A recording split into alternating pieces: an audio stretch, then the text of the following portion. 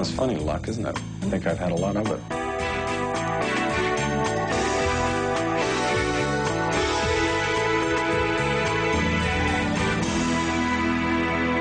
Oh, God, that we might read the book of fate.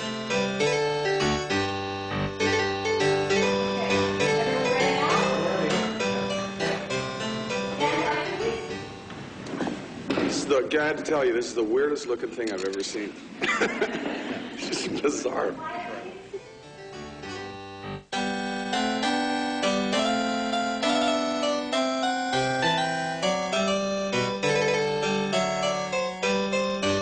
I mean, the first time that I got recognized on the street, I was doing Romeo in the park in Toronto.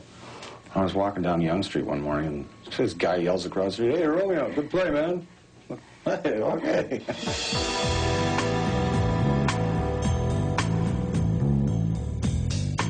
Twill not be seen in there. There, they say, the men are as mad as he. How came he mad? Very strangely, they say. How strangely? Faith, even with losing his wits.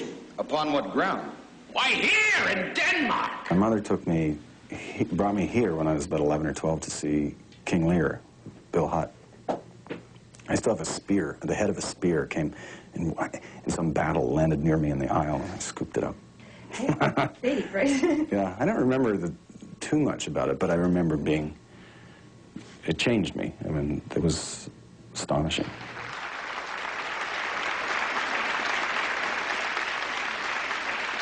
And I worked in the box office, sort of like a gopher. And at the time, Ontario government had a thing called Ontario Youth Initiative or something like that. Anyway, they were taking kids from high school and sort of helping them have summer jobs. So they would pay part of the fee, or part of your salary, and then Stratford made up the difference. Well, it was great. Because I'd go, all my breaks and stuff, I'd go and watch rehearsals.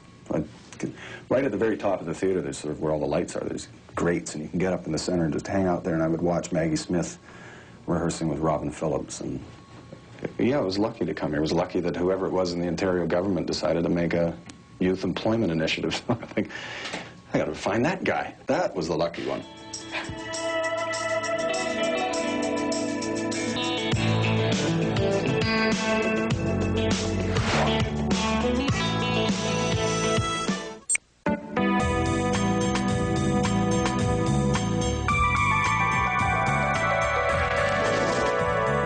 Yes, I don't know. It's funny luck, isn't it?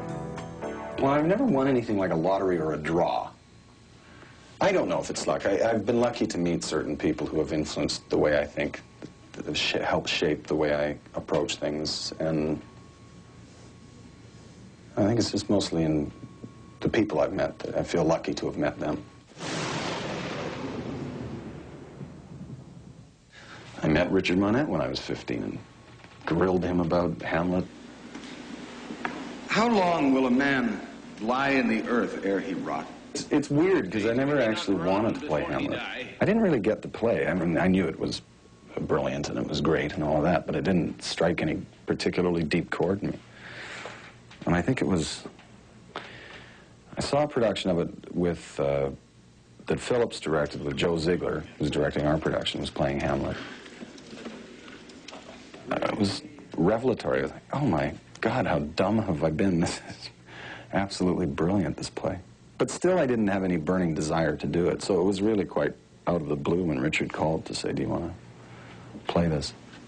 Here's a skull now, hath lain you in the earth 23 years. Whose was it? A horse and mad fellas it was. Whose do you think it was? Nay, I know not. This play actually operates at a very deep unconscious level, which is why it's remained compelling for 400 years. And the way it works on you as an actor is very evanescent, and that somehow this play, whatever bolt of the Godhead hit Shakespeare with this, he was able to articulate the basic human paradoxes. And those paradoxes aren't intellectual, they are just in our marrow. This same skull, sir, was Yorick's skull. The king's gesture. Hamlet is the great lesson in how to write for an actor, because there's a great deal of work you have to do to get up to being ready to start to perform it. But what you discover along the way is that Shakespeare gives you every single platform you could possibly need as an actor. And it's all just sort of stepped up perfectly, so you don't, there's no great effort in it. Eventually it becomes effortless to do, I hope. This. In that. Let me see it. Alas, poor Yorick. I knew him, Horatio. And then I started writing because I thought acting can be a hideous profession. If you're stuck in a really bad production and you have to repeat these endless mistakes over and over, night after night, it's really revolting, actually. I thought, well, I'm going to need something else. I have to be able to do something else just to offset what the potential doom of acting. So I started writing. And then I've just been lucky to go back and forth.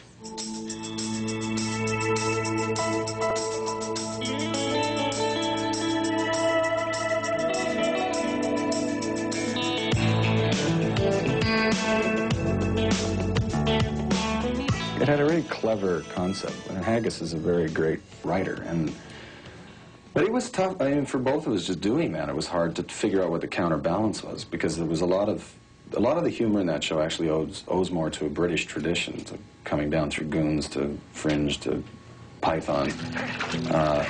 It's a little bit wackier and Nice fish.